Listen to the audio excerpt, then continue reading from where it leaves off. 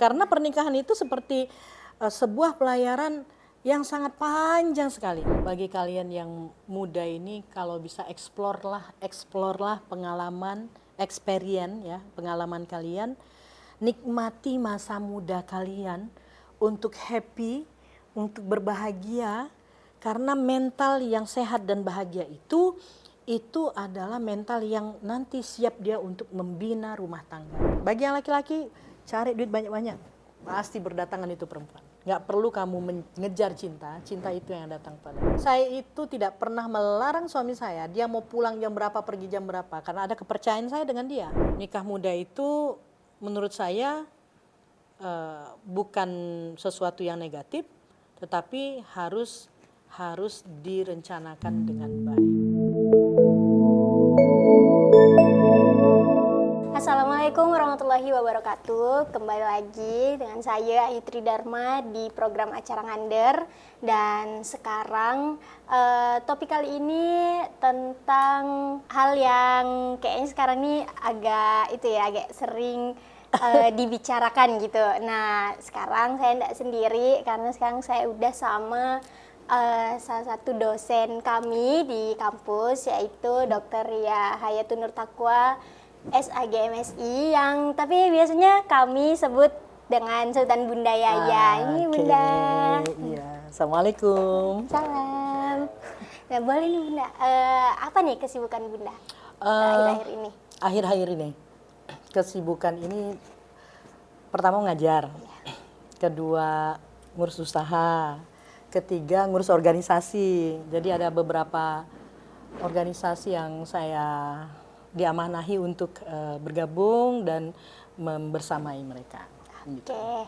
Nah, gini nih Bunda, kan sekarang nih udah itu ya kayak pastinya karena saya juga ada di bahasanya semester 7, dan kalau kata orang-orang terdekat nih kayak bahasanya tuh kalau udah lihat, wih udah besar, udah semester 7 ya, bentar lagi nikah. Nah, kayak gitu tuh kan Bunda. Nah, tapi banyak nih kan kayak sekarang tuh yang saya lihat lah ya Bunda ya, kayak entah itu di medsos atau entah di real life, entah teman-teman terdekat gimana gitu, kayak banyak juga mereka yang nikah muda atau ya enggak yang muda-muda juga kayak gitu. Tapi kayak banyak gitu hal yang sering terjadi di mereka gitu, entah itu konflik tentang ekonomi dan semacamnya ketika gitu, setelah Bunda. menikah begitu. Iya, setelah menikah. Nah, itu tuh gimana sih Bunda menurut pandangan Bunda tentang nikah muda gitu? Nikah muda. Yeah. Pernikahan itu dulu ya, nikah dulu. Nikah itu kan bahasa Arab yang artinya berkumpul, menyatu. Nah, yang berkumpul atau yang menyatu ini apa? Selama ini mungkin dalam persepsi yang berkumpul atau menyatu itu hanya fisik. Ya, deket, kemana-mana berdua gitu kan. Padahal pernikahan itu yang berkumpul atau yang menyatu itu adalah fisik dan psikis, baik lahirnya maupun batinnya. Nah, substansi itu yang kadangkala mungkin bagi teman-teman itu dia nggak sadar. Ini masih ada gejolak jiwa aja, gejolak bagaimana ketika dekat, ketika bersama, ada perasaan-perasaan yang kalau kata orang itu nanti ada hawa nafsunya, gairahnya dan segala macam. Sehingga kadangkala mereka memutuskan sesuatu itu dengan instan. Ya sudah, daripada buat dosa, nikah aja lah. Iya, benar. Yang penting nikah, yang penting halal mungkin. Nah, karena mereka tidak mengetahui dulu substansi pernikahan itu apa. Jadi kalau cerita ini saya bilang tadi saya diskusi ngobrol-ngobrol santai tadi, bahwa nikah itu memang nggak ada pelajarannya, nggak ada sekolahnya gitu. Dan itu belajarnya terus menerus. Pernah orang tua saya bilang begini, pernikahan itu bukanlah akhir dari segala usaha untuk berkumpul gitu, menyatukan dua hati. Bukan akhir, malah itu permulaan awal kehidupan lagi, dengan menyatukan dua hati yang secara psikologisnya, secara budayanya, secara ekonominya itu berbeda awalnya. Kemudian dia menyatukan untuk menjadi satu Bahtera rumah tangga. Judulnya Bahtera. Bahtera itu kapal. Karena kan kalau lagu kalau lagu dangdut tuh, kalau misalnya tidak siap untuk berlayar, ya jangan menikah gitu. Ya. Karena pernikahan itu seperti sebuah pelayaran yang sangat panjang sekali. Kadangkala hujan, kadangkala ada badai, kadangkala airnya tenang, kadangkala ada ombak. Makanya diibaratkan itu bahtera rumah tangga itu. Nah, jadi pernikahan itu bukan hal sesuatu, oke deh, daripada haram mendingan nikah agar halal. Nah, itu yang tadi akhirnya membuka pintu ada konflik-konflik. Iya. Nah, karena apa? Tujuan pernikahannya mereka nggak dapet. Dia nggak paham tujuan pernikahan itu apa. Makanya kalau misalnya pernikahan itu selalu selamat ya, semoga samawa, semoga samara. Apa itu? Sakinah, mawaddah, warohmah. Pemahaman itu lagi, ya kan? Tadi apa? Tadi yang pertama adalah nikah itu menyatukan. Menyatukan apa? Lahir batin. Konsekuensi psikologisnya, visi misinya itu harus sama. Menyatukan itu. Kedua, konsepnya ada apa lagi? Sakinah, mawaddah, warohmah. Apa itu? Sekarang lagi tren tepuk sakinah. Iya, tepuk sakinah. Ya kan? Nah, kenapa? Ya itu harusnya tujuan pernikahannya seperti itu, sakinah. Apa sakinah? Yaitu kenyamanan, kedamaian, ketentraman. Mawaddah, adanya di situ adalah perasaan belas kasihan gitu. Maksudnya kasih mengasihi gitu. Nah, kemudian warohmah, kasih sayang. Nah, dalam rumah tangga atau dalam pernikahan itu konsep ini harusnya ada gitu. Kalau pernikahan tidak ada ketentraman, tidak ada kedamaian, tidak ada kenyamanan, kasih sayang, datang suaminya, apalagi kalau nikah muda kan, nggak udah larut malam, nggak bawa uang, tengkar.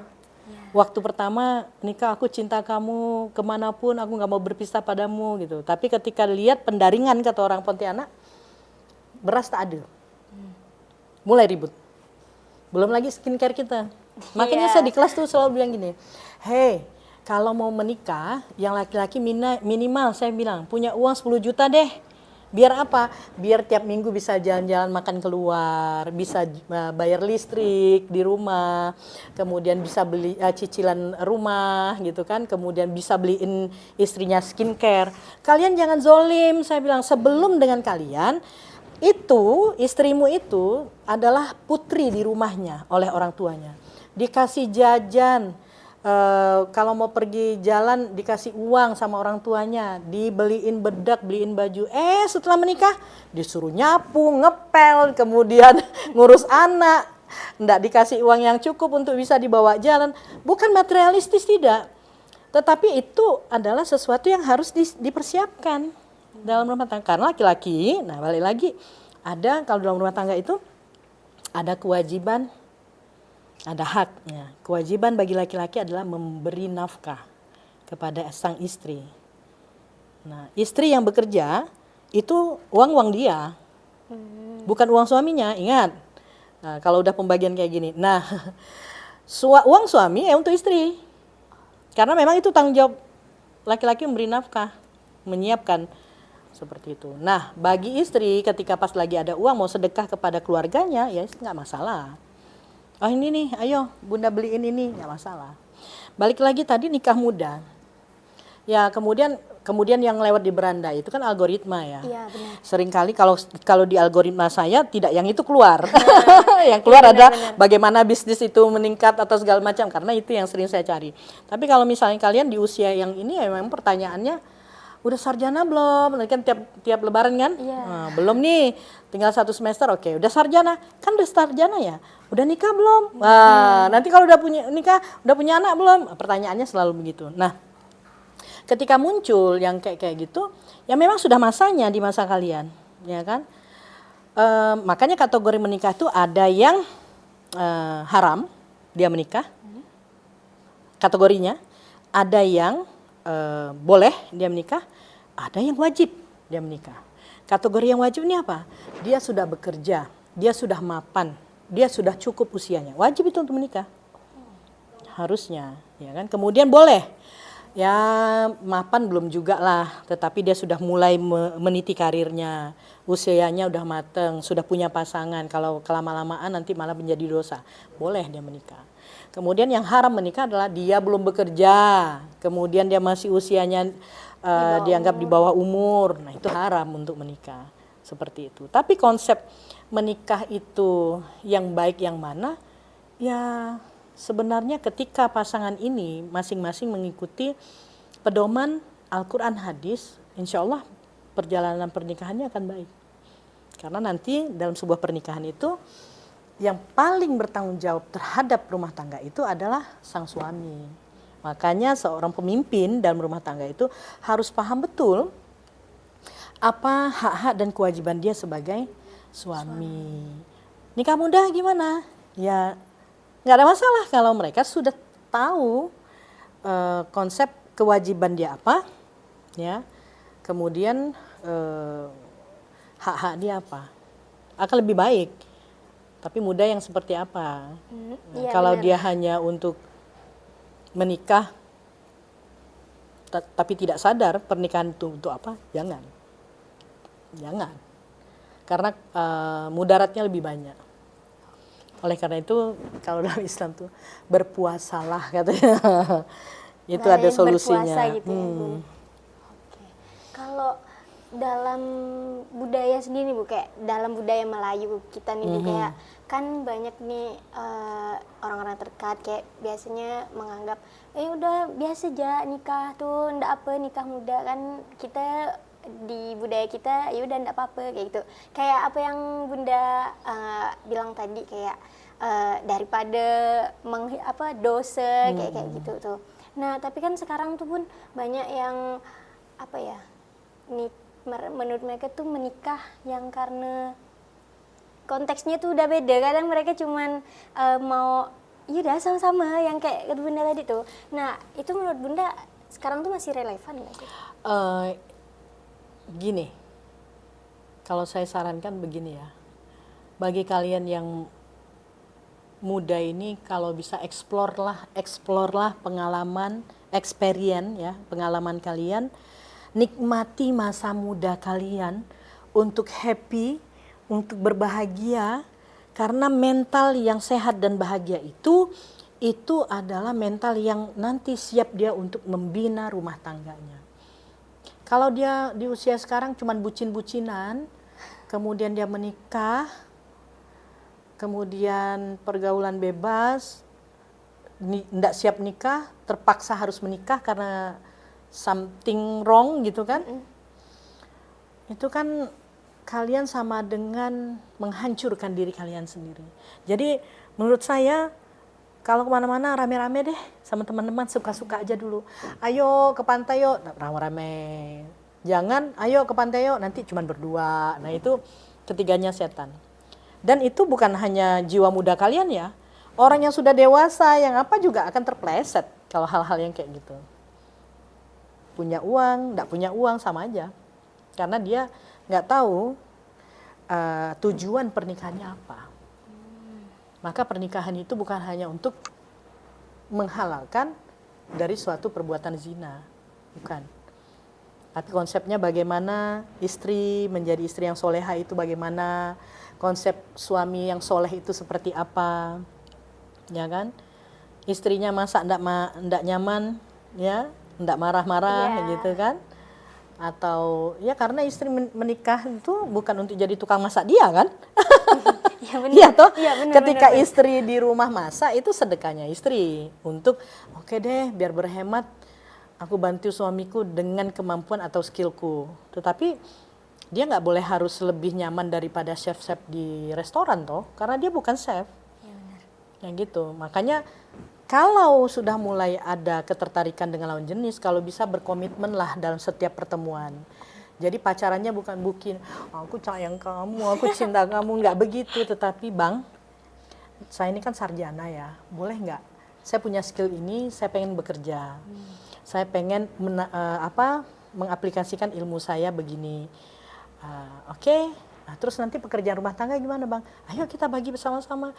Nanti kamu yang nyapu, aku yang ngepel atau apa. Ya itu pembagian rumah tangga, nggak ada masalah. Jadi dalam sebuah rumah tangga itu komitmen. Komitmen, makanya untuk sebelum ke rumah tangga komitmen dulu dong. Waktu ketika ketemu, Bang, aku pengen di rumah aja lah. Suaminya tahu, nggak mungkin. Lebih baik kamu bekerja, karena bekerja itu adalah refreshing kamu. Daripada kamu nanti di rumah, aku kerja, belum pulang, waktunya pulang, kamu telepon, Bang, balik lah, aku kan udah masak dan segala macam. Akhirnya ngeribetin suami. Atau sebaliknya. Boring juga loh, kalau hanya di rumah. Tapi kalau memang komitmennya ya sudah ya, yang mencari nafkah adalah saya, kamu di rumah aja, itu komitmen. Makanya komitmen-komitmen itu dibangun ketika ta'aruf, perkenalan. Menurut saya begitu. Jadi misalnya kalau punya anak, nanti yang ngasuh anak siapa? Kita berdua dong, Dek. Kan komitmen. Nah, benar nanti harapannya ketika betul hamil, melahirkan, oh iya, sang suami juga turut merawat, mendidik. Ya kan banyak juga yang pokoknya urusan anak kau yang urus. Lah waktu komitmennya gimana? Oh ternyata waktu pacaran nggak ada komitmen itu. Ya sudah, susah. Maka ketika kenalan, oh ini kira-kira cocok enggak jadi pasangan saya? Orangnya mengekang enggak? Orangnya apa ya istilahnya tuh? Protektif, posesif enggak? Kan gitu. Ya. NPD enggak? Ngeri. Ngeri. Iya. Merasa dirinya benar, terus orang lain salah. Ngeri. Ya kan, maka pilih-pilih. Jangan belum pernah ini kemudian dapat rayuan sekali langsung kelepek-kelepek, jangan yuk, jangan Dek, jangan ya Dek. Jangan ya Dek. Jangan ya Dek ya, jangan. Jadi itu juga ya Bun ya. Ibu Bunda kan tadi ada ngomong tentang komitmen nih sebelum menikah kayak pentingnya berkomitmen. Tapi kadang juga ada nih Bun yang kayak mereka berkomit kayak di waktu sebelum nikah enggak apa-apa, nanti pas udah nikah kamu jangan kerja, biar saya aja yang kerja. Tapi pas udah bekerja, di pertengahan usia pernikahan mereka kayak itu dijadiin apa kayak makanya kita bisa lihat gitu. Kita bisa lihat dalam pergaulan kita sebelum pernikahan ya. Ini orang ini dalam setiap percakapannya berkomitmen nggak? Kan bisa dilihat. Misalnya nih, kalau aku sih orangnya sabar katanya kan. Tapi setiap kita agak telat sedikit, kamu kok lama sih marah? Katanya sabar. Nah di situ kan artinya dia udah ndak ini gitu kan, udah ndak sesuai dengan biasa omongannya. Ya, biasa orang yang kayak gitu tuh nggak komitmen. Jadi kalau dia buat atau misalnya, pokoknya Dek, aku akan jemput kamu jam sekian ya Dek. Ternyata ndak dan ndak ada konfirmasi, wah ndak komitmen ya. Pokoknya banyak ketika dalam proses mengenal itu dilihat. Kalau bisa dikasih tes. Kira-kira kalau kita buat agak ini dia sabar nggak? Kalau buat yang ini nggak gitu. Ngetes aja, coba dites. Banyak. Dites Harus ya. belajar banyak. Nggak apa-apa lah berarti. Makanya dites kalau gitu menurut ya, saya selalu bilang anak-anak saya, bertemanlah banyak-banyak biar tahu kamu nanti yang mana yang nyaman. Bagi yang laki-laki cari duit banyak-banyak, pasti berdatangan itu perempuan. Nggak perlu kamu mengejar cinta itu yang datang padamu. Cie. kata-kata hari ini. Nah tadi udah juga ada ngomong tentang kesiapan, kayak kesiapan finansial, terus kayak bagaimana kesiapan untuk merealisasikan kata-kata samawa, terus kayak menyatukan yang kayak gitu kata Bunda tuh kan. Nah, tapi kan kayak gitu kesiapan itu muncul karena ada kesadaran ya kayak Bunda ya. Nah, sesuai dengan tema yang saya kasih Bunda yang tentang nikah sadar, yang sadar gitu. Nah, apa sih yang terlintas di menurut Bunda tentang kalau misalnya saya bilang tentang nikah sadar gitu Bun? Iya, makanya tadi saya bilang, saya juga yang sudah saya ungkapkan.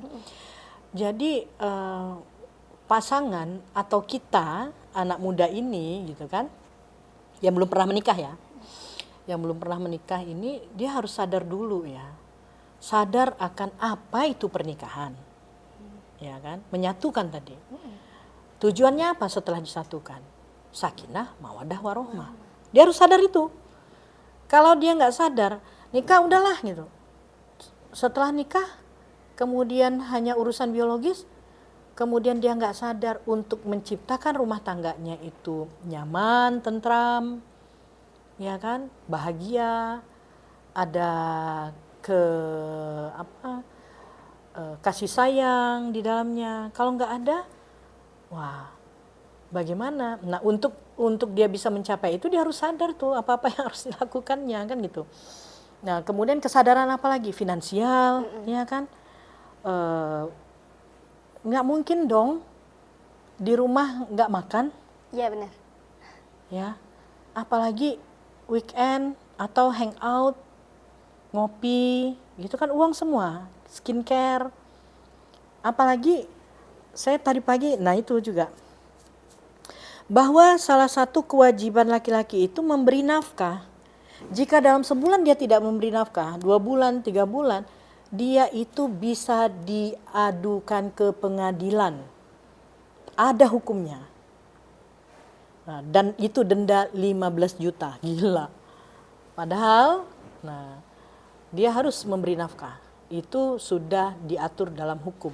Nah, dia harus sadar itu dalam pernikahan itu ada hukumnya. Ya kan? Menyakiti pasangan itu juga dosa. Apalagi sudah tidak dikasih nafkah, kemudian disakiti perasaannya. Apa tujuan pernikahan? Tidak ada yang namanya kedamaian di sana, ketentraman di sana, dan kasih sayang di sana. Gagal itu dari rumah tangga. Nah, maka untuk memilih melakukan pernikahan itu dia harus sadar.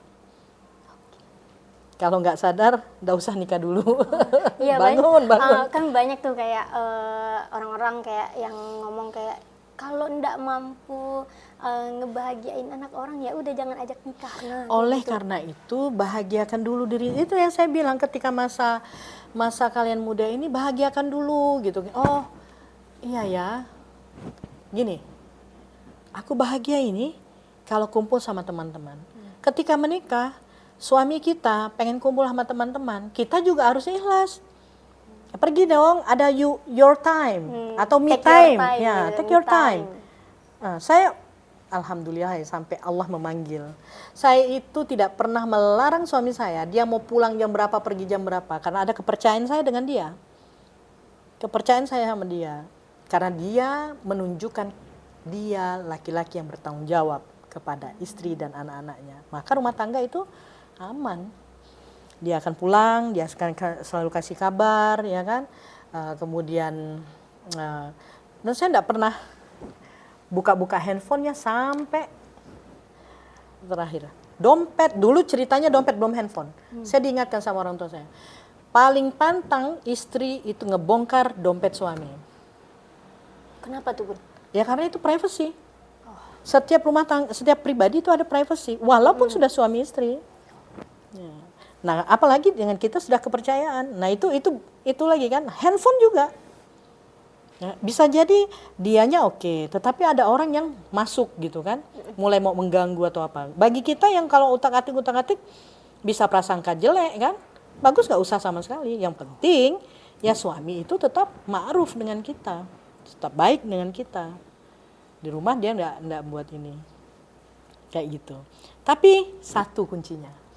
Allah itu udah janjikan. Muslim yang baik akan mendapatkan muslimah yang baik. Yakin itu. Makanya kalau kita kurang baik, maka pasangan kita pasti tidak baik. Oh iya. Itu janji Tuhan. Dia sekufu itu Allah kasih. Maka janganlah cemburu. Kalau cemburu artinya kalau kita ini tidak sadar diri, maka pasangan kita juga tidak sadar diri. Gitu. Itu janji Tuhan kok. Makanya kok yang kayak gitu dizolimi terus ya? Enggak, kita nggak tahu hati dia terhadap orang lain seperti apa. Pasti Allah kasihnya sekufu. Benar. Jadi walaupun kayak yang itu terzolimi gitu yang ya. kayak misalnya entah dari yang laki-laki yang selingkuh lah, entah yang istrinya yang selingkuh. Iya. Nah kadang kan orang tuh banyak yang ngomong kayak gini, Bun, kok bisa Kasiannya, sih sebaik ini, kayak rugi banget. Kan kita nggak gitu. tahu hatinya. Siapa yang tahu hatinya? Orang yang tidur di samping kita aja dia nggak akan tahu isi hatinya. Kalau saya lebih berpegang seperti itu, karena Allah sudah yakinkan Muslim yang baik akan mendapatkan muslimah yang baik. Oke. Dan sebaliknya. Maka perbaikilah dirimu, maka rezeki dan semesta itu juga akan beriringan baik kepadamu. Gitu ya. Makanya jangan ya, aku mau punya suami yang kayak Ustadz gitu. Siapa yang bisa menilai hati orang itu? Maka nggak usah jauh-jauh, perbaikilah dirimu. Diri ini apa yang harus diperbaiki? Jangan terlalu banyak batin ini bermaksiat. Ujub, bangga diri, riya, minta dipuji, menghasut, memfitnah, tamak, loba, rakus, sombong. Itu kalau masih banyak di tubuh kita, pasangan kita juga akan begitu. Berarti enggak cuman yang ujuk-ujuk karena luarnya doang. Oh, nggak ya, bisa, Bun? nggak bisa. Nggak bisa. Oke. Siapa bilang orang yang diam itu hatinya nggak bergejolak? Ya kan? Dia sih diam, tapi ternyata di dalam tuh tak apa-apa kan, kita nggak tahu. Iya, tapi selain isu itulah ya Bun ya, banyak juga yang kayak pasangan-pasangan muda sekarang tuh yang komunikasinya gitu tuh Bun. Nah kayak kalau menurut Bunda, dari segi komunikasi, kesiapan apa sih Bun yang harus kita bangun gitu? Ya, pertama memahami pasangan masing-masing. Ya, kalau dalam kelas saya selalu bilang gini, agar komunikasi itu efektif adalah sama-sama memahami makna percakapan itu, makna pesan itu tuh harus sama pemahamannya. Kalau nggak sama, maka komunikasinya pasti akan kacau. Ya, oleh karena itu pahami pasangan, atau kalau bahasa teorinya, komunikator itu harus memahami psikologis komunikan. Pasangannya harus memahami psikologis pasangannya. Kalau pasangannya udah tahu pasangannya itu mood gitu kan, jangan kasih pilihan. Dek, kita mau makan apa? Terus jawab adiknya, serah. Kalau udah kayak gitu, mulai pusing lah. Mulai menilai, terserah nih apa gitu kan. Harusnya buat pilihan. Dek, kita mau makan yang rebus-rebusan atau yang goreng-gorengan. Nah kan, mau makan mie atau makan nasi lengkap, Dek. Buat pilihan. Gitu. Arahkan gitu komunikasinya. Jangan kita mau makan apa nih, serahlah. Aduh, sakit. Iya benar. Terus ada lagi bahasanya gini. Dek, makan bakso? Enggak saya enggak suka bakso. Tapi minggu lalu makan bakso. Kan gitu. Nah kan mood itu kan. Nah itu, jadi kita harus memahami psikologis pasangan kita itu. Oh dia, malah kalau bisa ini pekerjaan berat bagi laki-laki ya. PR, catat dong kesenangan-kesenangan dia apa gitu. Dan yang paling penting apa? Tanggal jadian kalian. Iya sih Bun. Paling sensitif tuh kalau nggak tanggal jadian. Bisa jadi pertengkaran dan perang dunia ke-7, bukan ke-3, 4, 5. Enggak. Iya benar. Iya, itu hal-hal yang sederhana ya kan, untuk membuat sebuah rumah tangga menjadi bahagia, nyaman, damai, tentram. Kayak gitu. Jadi kesamaan, apakah pasangan itu akan menjadi keren kalau punya kesamaan yang banyak? Enggak, kalau menurut saya. Menurut saya malah pasangan itu ibarat pakaian, kan saling melengkapi. Kalau dalam teori Tao of Yang-nya, ya, Taoisme itu ada siang, ada malam. Ada hitam, ada putih. Jadi semakin berbeda kadang itu pasangan, psikologisnya itu, dia biasanya saling melengkapi. Yang satu cerewet sekali di rumah, yang satunya agak pendiam dan sabar. Itu biasanya akan lebih harmonis biasanya. Tetapi yang saya tekankan, perbaiki terus dirimu, maka semesta akan mengikuti frekuensi dirimu. Begitu. Tapi kadang juga ini Bun, mereka yang menikah muda tuh, kadang ya apa ya, Ada baiknya juga kok. Dorongan kayak, bukan dorongan sih, kadang ada kayak paksaan dari orang tua kayak gitu tuh Bun. Gini, kan itu ada pilihan ya. Biasanya orang tua memilih gini, kalian jangan terlalu dekat dong. Maksudnya kemana-mana berdua atau apa gitu kan. Khawatirnya nanti ada setan. Kalau memang nggak bisa ini ya sudah nikah saja. Itu kan pilihan ya. Bukan dipaksa. Karena orang tua khawatir akan terjadi sesuatu lain. Oleh karena itu, ketika kita sudah mulai ada rasa untuk ini gitu kan. Apakah pernikahan dini itu negatif Bun? Enggak juga. Kalau dia sadar dengan komitmen-komitmen yang dia buat, let's go. Saya juga bilang ke anak saya gini, kalau mau menikah boleh, silahkan gitu. Bunda tetap akan membiayai perkuliahannya, gitu nggak ada masalah. Enggak ya, kalau gitu hati-hati dalam bergaul. Penuhi hidupmu dengan aktivitas-aktivitas agar bisa mengalihkan pikiran dan perasaanmu.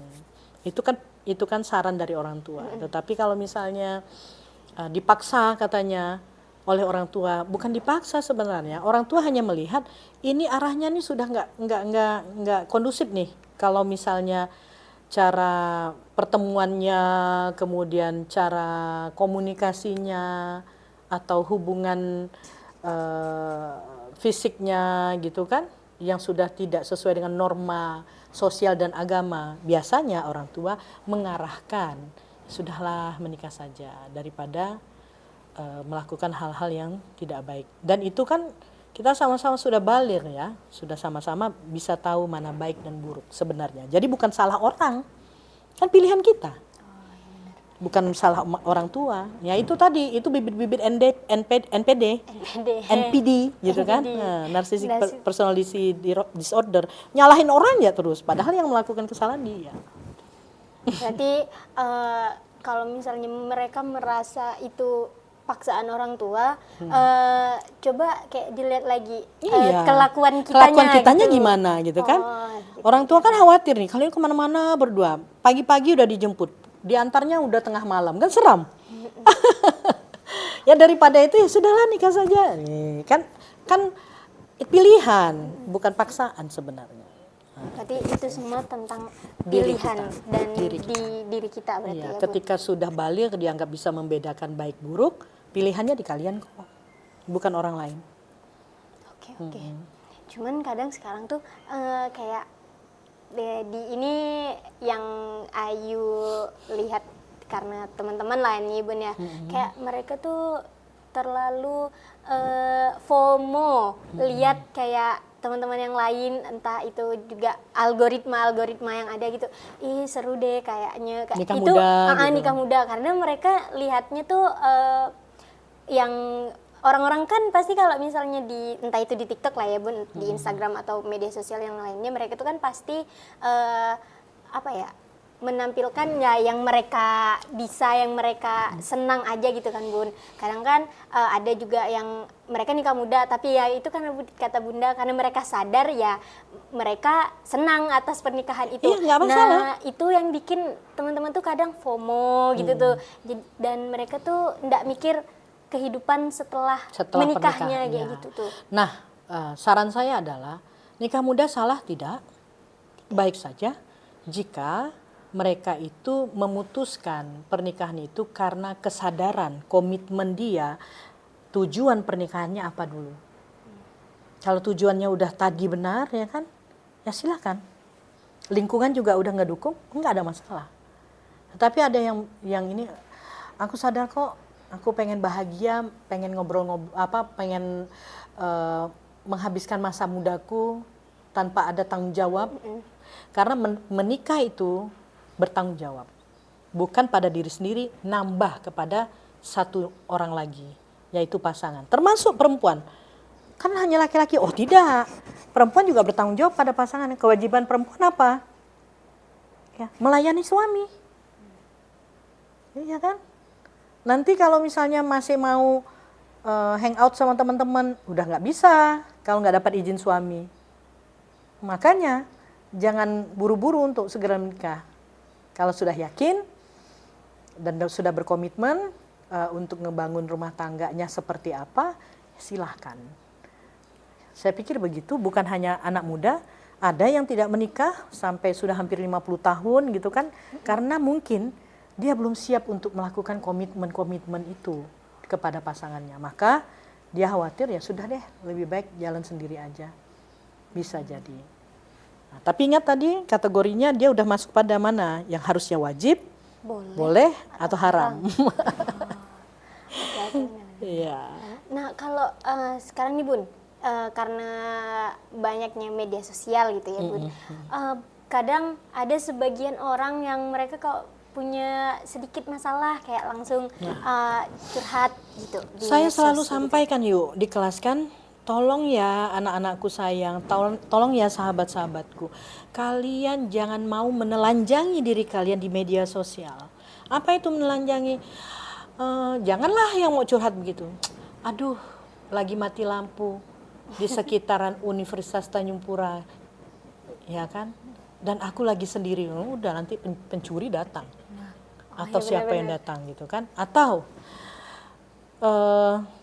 sakitnya perasaan ini, sudah dibuat ini, tapi ini aku tidak akan percaya lagi pada laki-laki. Ya itu menelanjangi diri kalau menurut saya. Ngapain masyarakat harus tahu kesedihan kita?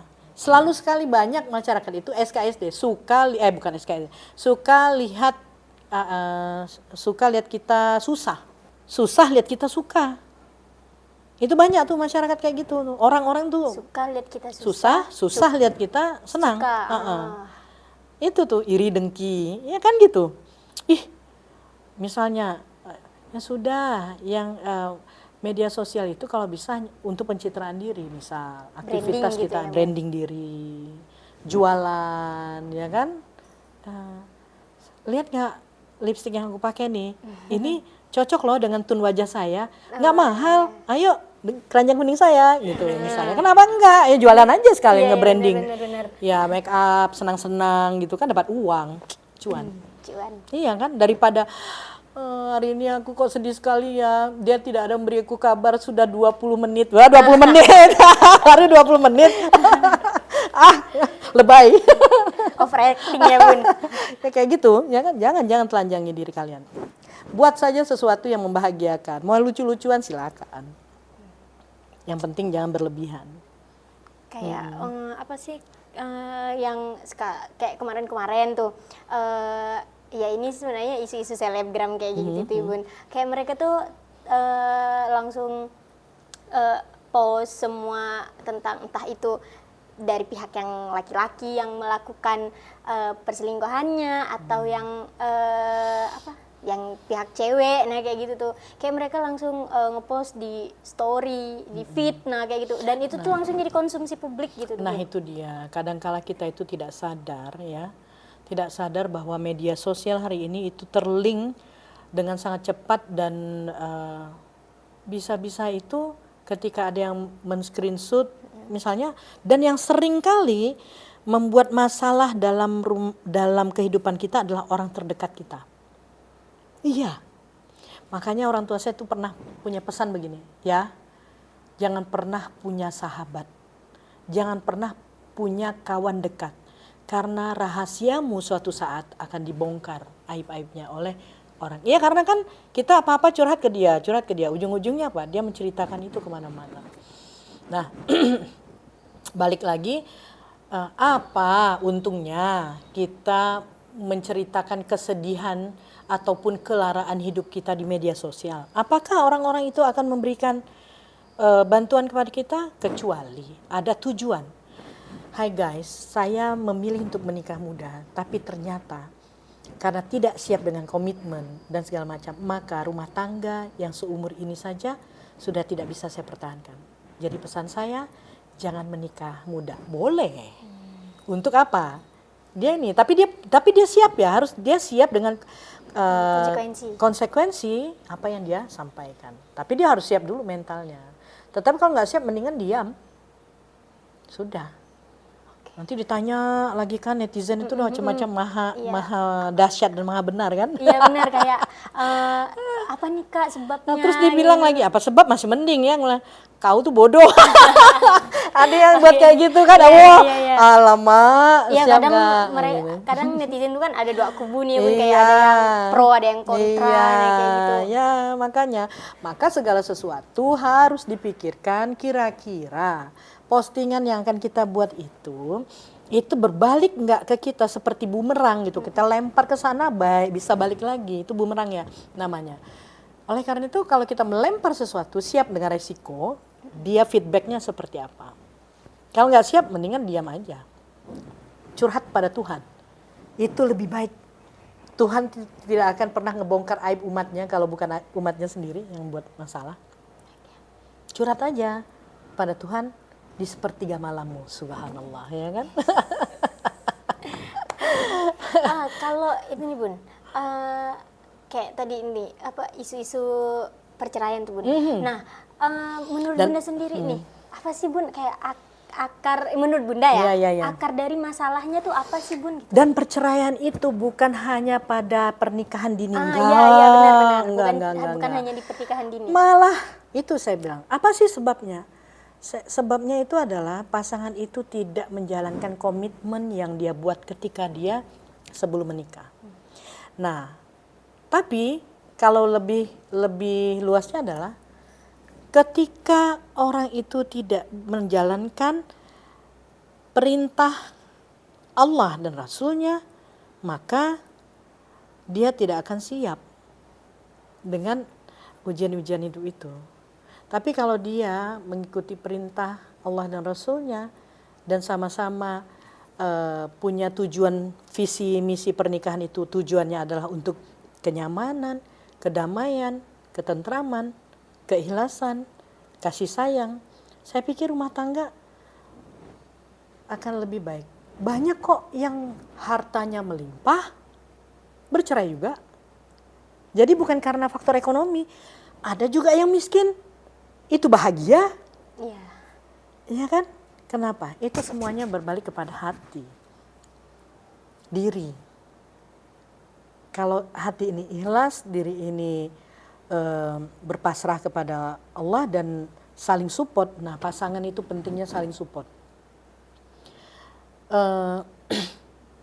Laki-laki itu butuh dia dianggap betul-betul sebagai orang yang dihargai dan dibutuhkan. Perempuan itu adalah disayangi. Jadi kalau misalnya kita menerima berapapun pasangan kita memberinya, dengan kita akan jawab subhanallah, terima kasih suamiku, terima kasih pasanganku, terima kasih kekasihku atas nafkah atau rezeki yang kau berikan. Aku doakan rezeki ini diberkahi Allah, kan gitu. Berapapun itu, kelolalah. Nah, kalau misalnya kurang nanti, oke, apa yang harus kita lakukan? Kita berdoa dan usaha. Insya Allah akan dicukupkan. Tapi kalau misal kemudian perempuan perlu disayang, dimanja, gitu kan? Kebutuhan utamanya itu. Kalau misalnya udah capek, ya cukuplah misalnya dipijit gitu kan pundaknya.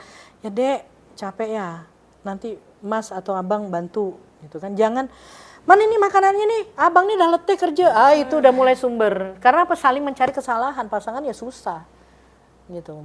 Si istri juga bilang, bang capek ya bang. Ya udah maafkan ya bang, nanti adik doa. Kenapa tidak? Saling mensupport seperti itu. Nggak gampang memang. Pendaringan kosong kan? Iya benar.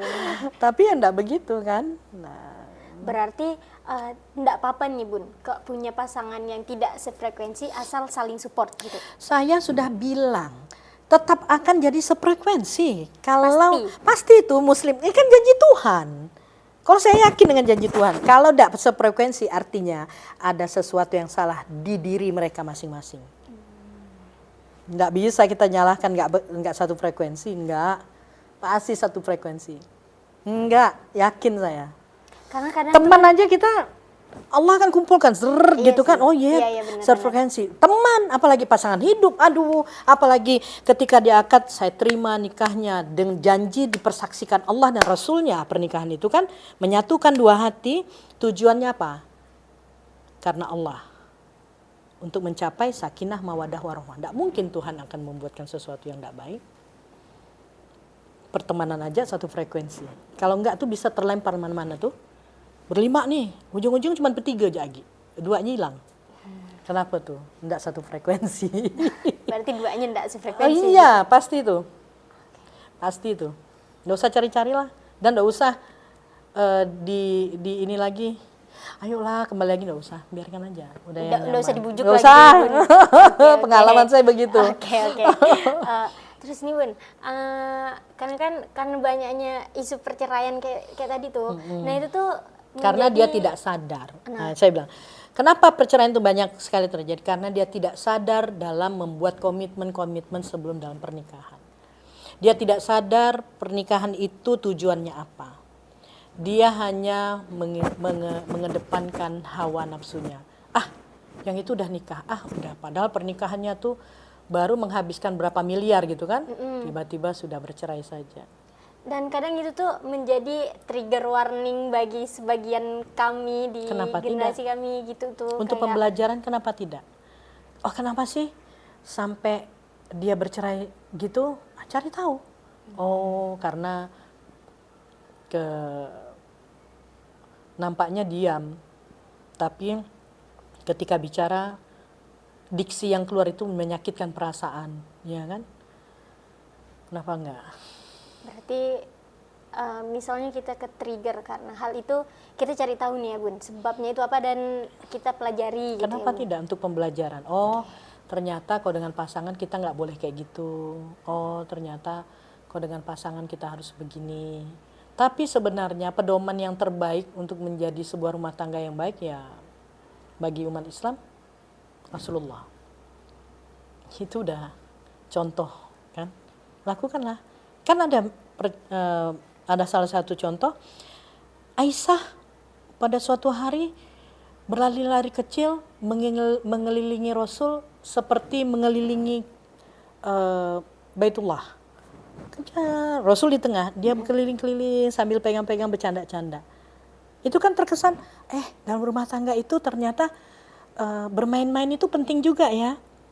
Jadi setelah berumah tangga lalu menjadi sesuatu yang formal, nggak ada canda-candaannya, permintaannya haknya terus, bang, mintalah duit, bang, mintalah pergi jalan, bang, mau nonton, bang, konser ini, bang, capek juga. Tapi misalnya, abang capek ya, mau dipijitkan yang mana dulu, misal, ya kan?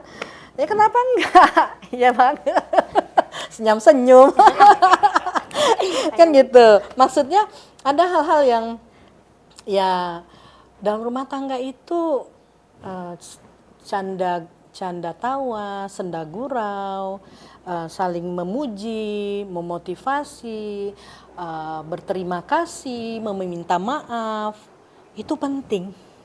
Nggak boleh ada gengsi dan jaim di situ dalam rumah tangga. Ini lagi nih Bun, sekarang nih lagi marak fenomena yang orang sebutnya tuh micro cheating, yang kayak cuman sekedar chattingan sama lawan jenis, tapi ya memang ada kayak misalnya unsur kayak PDKT kayak gitu. Nah itu tuh gimana Bun? Nggak boleh lah.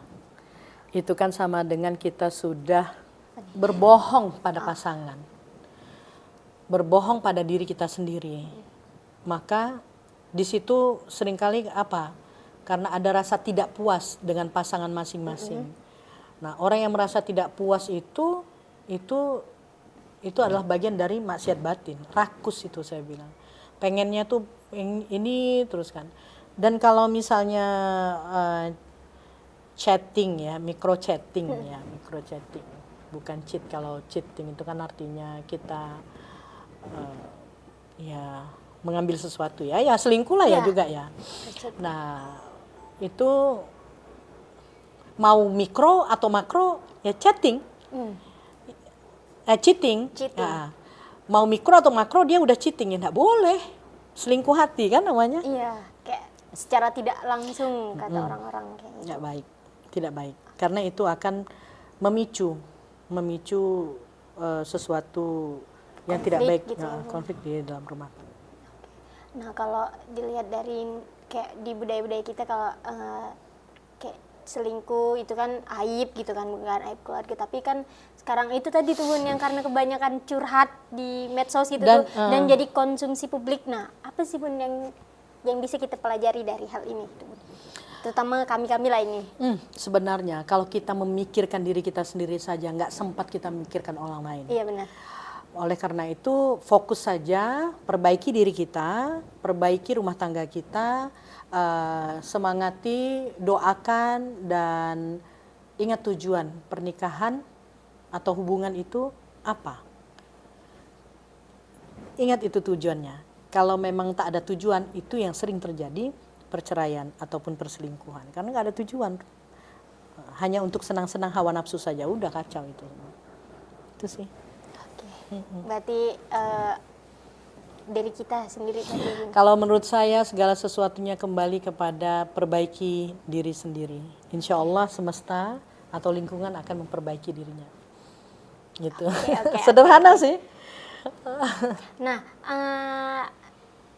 kalau misalnya saya nih Bun ngomong ke Bunda, Bun pengen nikah muda. Nah, kira-kira apa yang akan Bunda sampaikan? Pesan yang ingin Bunda sampaikan? Silakan. Mau nikah muda silahkan. Tetapi pertama harus sadar dulu pernikahan itu tujuannya apa.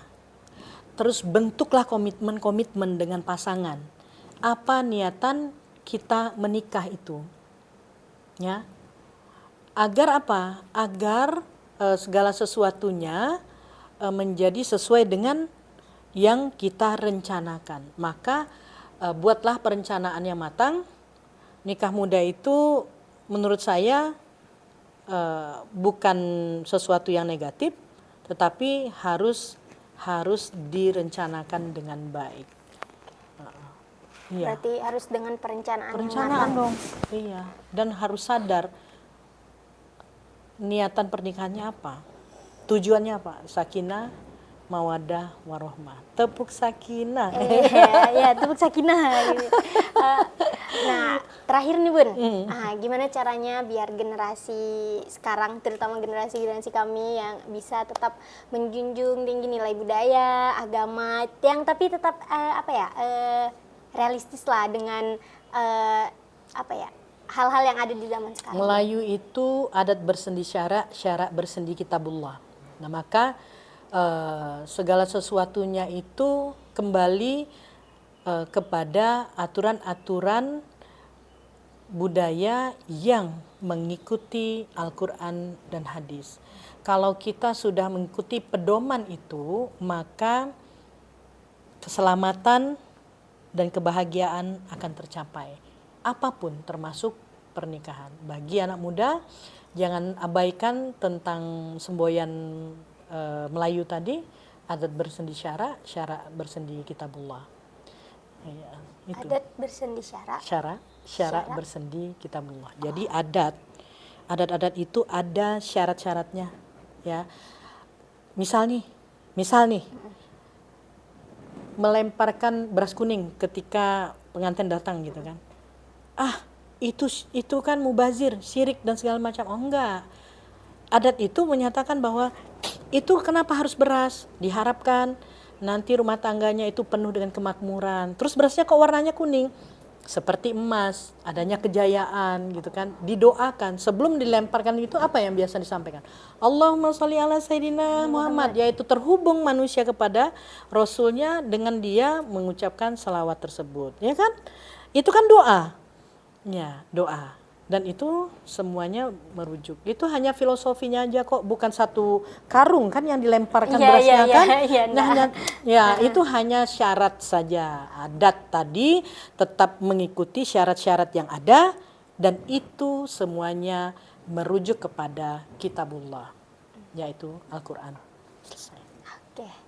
Dan berarti intinya dari semua perbincangan yang tadi dapat Ayu ambil adalah tentang bagaimana tentang nikah muda itu tidak salah, yang Ya. penting bagaimana kesiapan diri kita dan Betul. kesadaran diri kita atas tujuan pernikahan Dan itu support tersebut. support lingkungan. Jadi Dan support ketika orang tua mengajak gitu, kami disuruh dipaksa, enggak, itu support sebenarnya. Jadi jangan dibalik malah. Kan jangan kalian yang dibalik. sudah memilih itu. Iya kan? Oke, oke. Iya. Oke, dan mungkin cukup kali ya Bun. Oke. Terima kasih ya sudah diundang ke Terima sini. kasih, Bunda Iya. sudah berkenan hadir, berkenan menjadi narasumber kami Masya Allah. yang banyak sekali nih sekarang ilmu-ilmu tentang kesiapan-kesiapan tentang pernikahan. Iya. Dan buat teman-teman lah ya, terutama yang nonton gitu. Buat abang ini mungkin. Abang itu ya. Ya, abang itu mungkin. Nah, sebelum ditutup nih Bun, Iya. kita punya tagline. Oke. Jadi kalau misalnya Ayu bilang Melayu TV, kita sama-sama jawab kita serumpun. Kita serumpun. Oke. Oke, Baik. iya, oke. Oke, gitu. Mungkin cukup sekian. Oke. Cukup sekian obrolan kita hari ini bersama Bunda Yaya, dan tentunya semoga di perbincangan kami hari ini dapat memberikan banyak sekali pelajaran yang dapat teman-teman ambil pastinya di sana, dan jumpa lagi di episode Ngandar selanjutnya bersama dengan saya Ayu Tridharma pamit undur diri, dan juga Bunda Yaya pamit undur diri. Melayu TV, Kita serumpun. Assalamualaikum warahmatullahi wabarakatuh. Waalaikumsalam warahmatullahi wabarakatuh.